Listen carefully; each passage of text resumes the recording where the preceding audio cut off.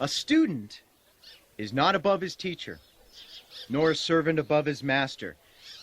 It is enough for the student to be like his teacher, and the servant like his master.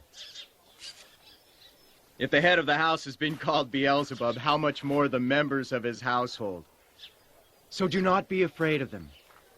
There is nothing concealed that will not be disclosed, or hidden that will not be made known.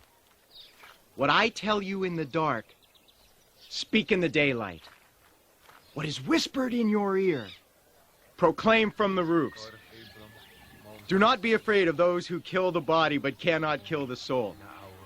Rather, be afraid of the one who can destroy both soul and body in hell.